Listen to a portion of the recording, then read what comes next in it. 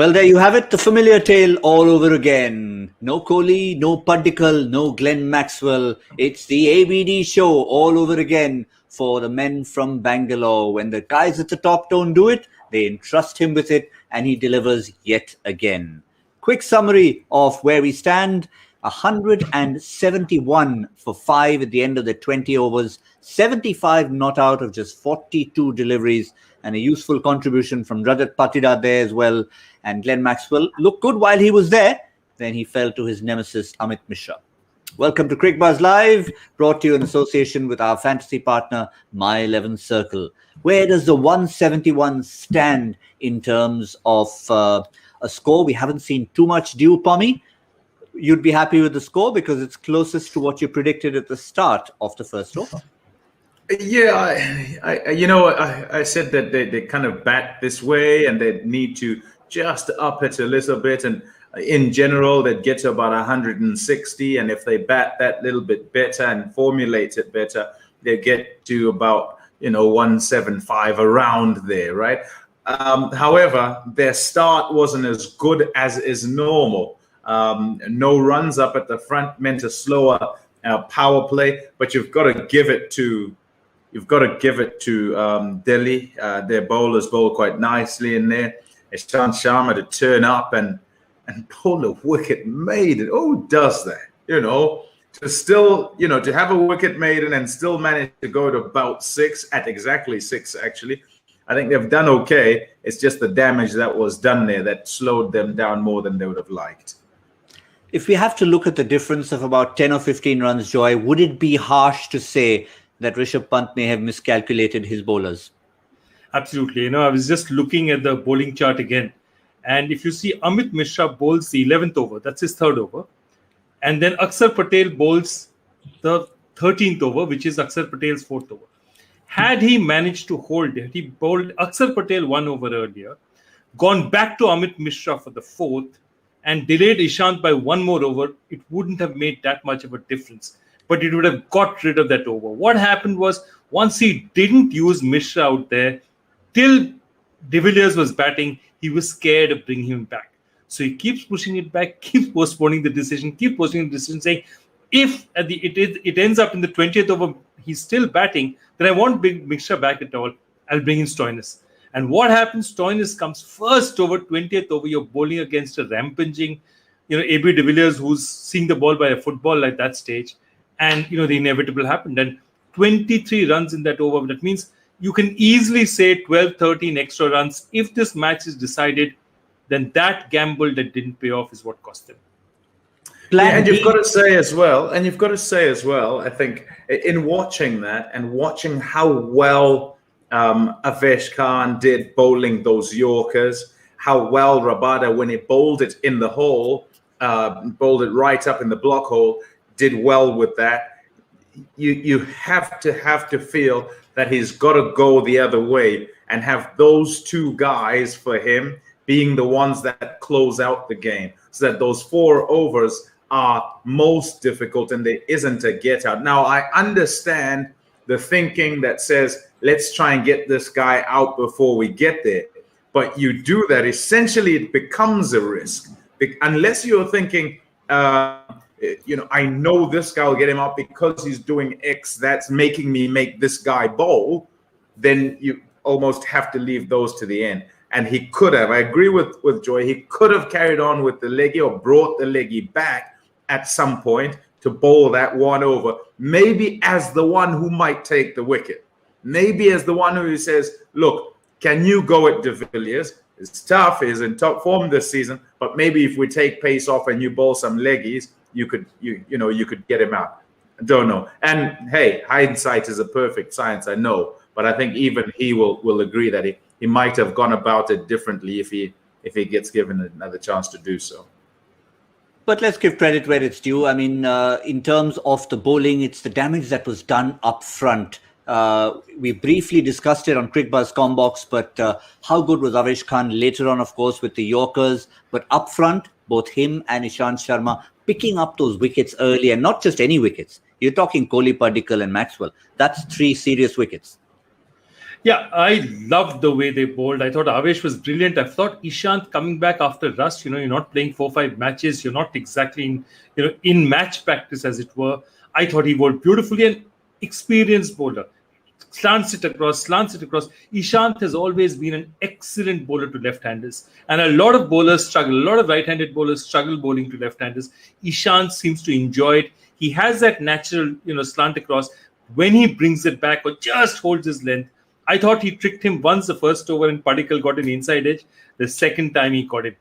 But for me, the player of the day has so far been Avesh Khan. The number of Yorkers that he's bowled, absolutely. We talk about Natarajan being a specialist in Yorkers. The kind of bowling that he and Rabada did. And to think that even after that, Rabada went for 12 was just, one bad ball went for 6. A lot of singles of Yorkers. And again, Avesh Khan towards that end. That 19th over was such a superb over. I think we are seeing a star, and I think it's not long before you see him in India colours. And I said, whilst we were chatting before the game, I said, when you look at his numbers and you look at what he's done in the season, what's most impressive, and the reason it is because of the various adjustments in terms of lengths that you need to make to be effective in the different phases of the game. So up at the front, you want to be as full as the batsman will allow you so that you can actually hit the stumps. And you've got to be quite straight on off stump so you're not giving any room. And then later on, you're just hitting a length and making sure whichever side you've set your field to, that your line is right. And then at the back end, you've got to hit full like he did. So he's able to do all those things and adjust accordingly through the game. It's no mean feat, I tell you. And there are many more experienced than him who are trying to make those adjustments and failing by some way. So, yeah, kudos to Avesh Khan. Yeah, and let's also put in perspective the fact that, we said Stoinis bowled at that last over when De Villiers was seeing it big. Well, he was also seeing it big when he played Avesh Khan. He had already started intending to hit big sixes. He just couldn't. You can't hit sixes from under your bat. Simple as that. Well done, Avesh Khan. But let's look ahead, Joy. We've talked about one great bowler who's hoping to make it to India colours. What about one young man who's already made it to India colours? And now, no matter where he bowls, Mohammad Siraj is a factor to deal with. He's going to be a factor to deal with. And the interesting thing is that we don't have as much dew as there was yesterday. Clearly, there's not as much dew. So two things, when Bangalore would have played the first 10 overs of the innings, they would have been wondering what's going to happen now.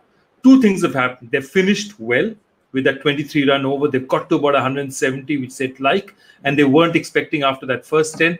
And then there's not so much dew. Siraj, under these conditions, he's a wicket-taking bowler.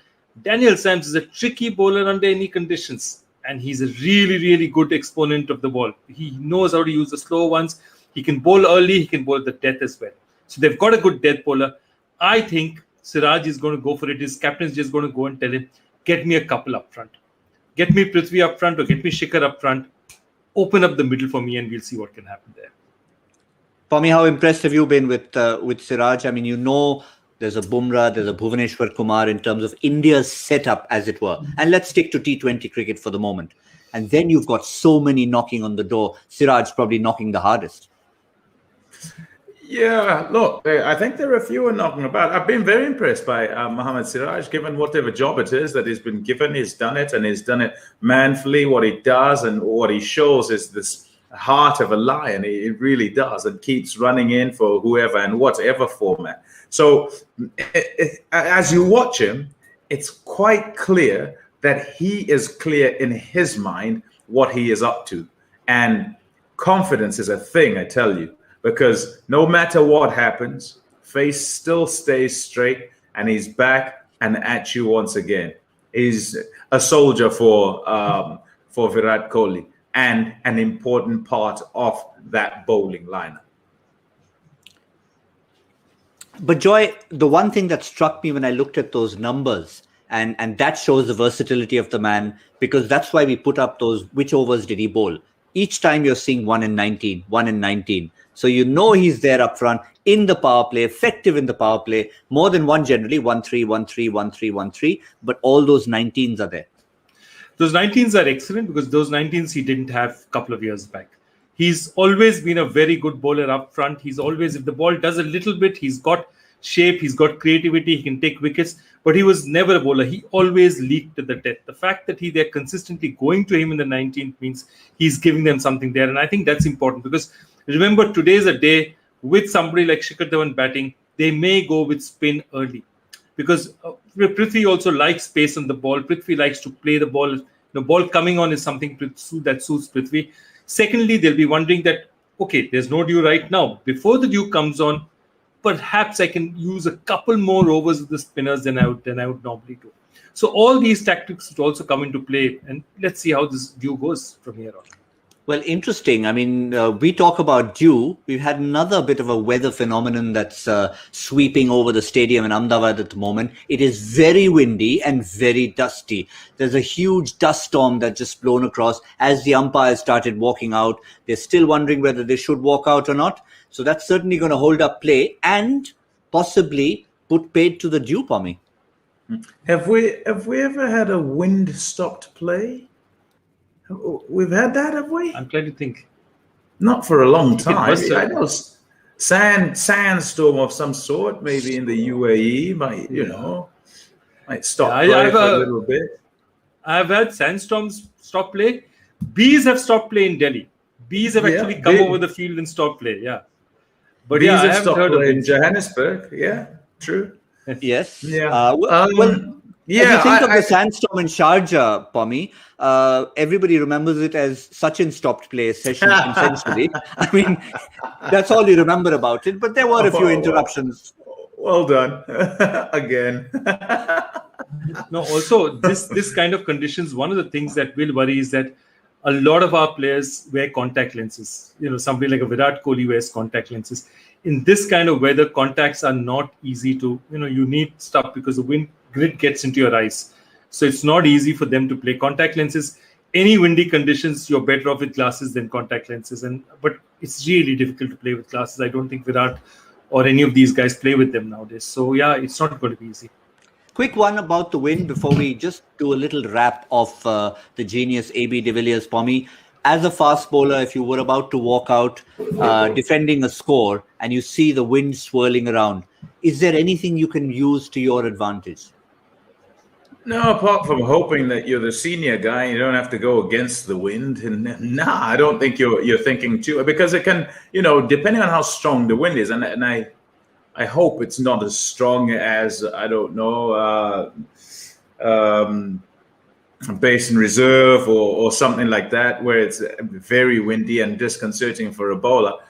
They'll wait for it to die down, and I expect it to be okay, just generally. I don't think you also then think swing and such like. If it's blowing from a particular direction, I think the spinners then think a bit more about it. The batsmen will also think a bit more about it, because when you're hitting in a certain direction, if you're hitting against the wind, then you're not necessarily going to clear that 30-yard circle, or you think you have, but the ball can just hang up in the air. When you're taking on a spinner and you're going one way and not the other, if you're going with the wind when you're hitting, then it's fine. If you're going against, you've got to understand that you might get caught on the fence, even though you hit the ball quite well. Hopefully, though, it's not going to be too much of a thing. We'll wait and see. Yeah, well, let's talk about a storm of a different kind, Joy. Before the wind came, it was the ball flying all over from the bat of Abraham Benjamin de Villiers. I mean, every single time you ask him to do a job, and you're asking essentially a retired player to do the job, because, yes, he is retired from every other form of the game, doesn't play for his country. How about that? First, I expect him to be playing for his country for this World Cup. I'd be very surprised if he's not in South African colours for this World Cup. I think South Africa would have missed a trick as well if they didn't get him back. I think the last World Cup also, I think he came back, but I think that by the time he went and spoke to the South African, the team management, the think tank, I think it was too late. It would have been unfair on other players. It didn't happen. But I think two things happened out here. I think we don't realize the value of Rajat Patidar's innings. Rajat Patidar actually pressed on that accelerator for those crucial 2-3 overs when AB de Villiers was getting in. That was crucial for them, because that period in time, first few overs, he just had enough time to hit the ball round. Patidar took the risks. And then towards the end of their relationship, By that time, De Villiers is now seeing the ball. So, it's very important when we see these things that happen, how the other guy somehow by taking a few risks takes pressure off you. And I think that's what Bangalore has to look as a team to do, saying, can we take pressure off AB so that he doesn't have to hit from ball 1? Instead, he can wait till ball 10 or 11 and take a few singles before. Of course, he'll hit the loose ball, but can we wait till that? And if you do that, you really set him up really well. Yeah. In fact, there was one six for me. There was one six that Patidar hit that I was listening to the commentators, and that's exactly what they said. They were making Joy's point that just in case De Villiers was wondering, is it Lone Ranger day for me? And when he sees Patidar hit that 6 at the other end, he goes, okay, I've got a partner in crime. Yeah, fair enough too. And I think essentially we've got to think about it from a perspective of, can each one do their job as they go into those latter overs? We don't want a case, if you're RCB, where you're asking De Villiers to do the job of 2 men, right? If you get yourself in that position, then perhaps he tries to play outside of himself, which many times it seems that he can. There's nothing outside him. He manages a whole lot of stuff, and he surprises us just about every time. But you don't want him to do that. You want him to play optimally, but not because the other end is not doing what it's supposed to do. And it was just the right time. It was needed then that somebody would go. It was needed also that AB De Villiers wouldn't press the button too soon so that he would get out before he got to the end. They needed him to bat towards the end as well. And if the other side was whacking it, as Patidar was, then it meant that he didn't have to worry about that. He had a partner, as you say, and they could go together. Yep. Well, there you are. Let's remind everyone out there, the reason we haven't had a resumption is because of a sudden dust storm hitting that huge giant bowl in Ahmedabad. And that's why we've had a bit of a delay. We don't expect it to be a huge delay. There's no rain around. They just need the wind to die down. So we'll wrap up the show fairly quickly. But I want one memory from each of you of the oddest play-stopping catalyst, shall we say. I'm going to throw in sun stops play. I think it was in Napier in New Zealand in 2019 when it was just that particular angle of the sun and that particular match could not resume because sun stops play. So that's mine for the day. Pommie, what about yours? I just thought about working on a test match where loo break stopped play. And it was South Africa, I think, against the West Indies. And it was De Villiers who went off to the loo. Yeah, there you go. For a few minutes, no play could go on because the batsman was taking a break, shall we say.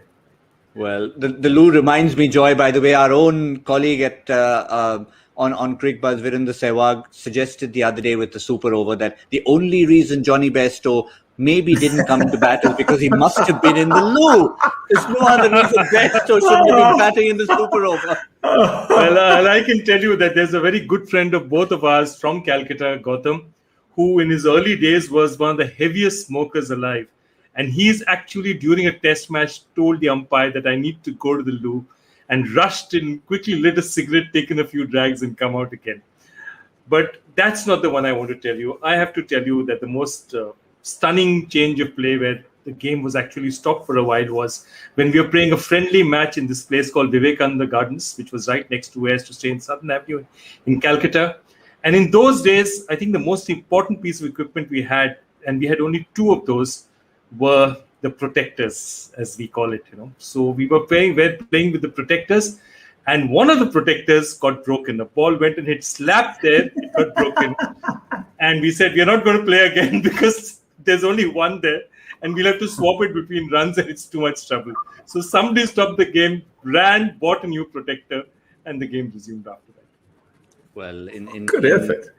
Yeah, in the interest of sanity, carry your own. And I think probably it's a good time to also remind everyone, as we did yesterday, no matter what, whether you're playing sport, whatever your love might be, just make sure you sanitize, stay safe, stay home, wash your hands, and of course, wear a mask. Wear a And mask don't at share all times. protectors. And don't share protectors.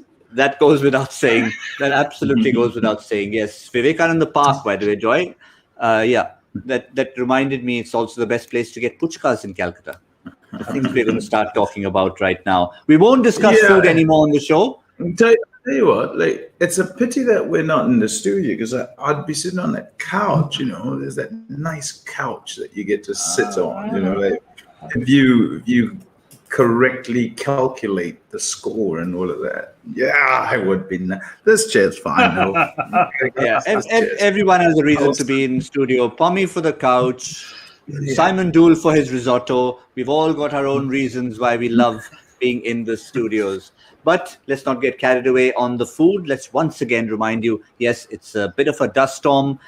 We will expect play to resume soon.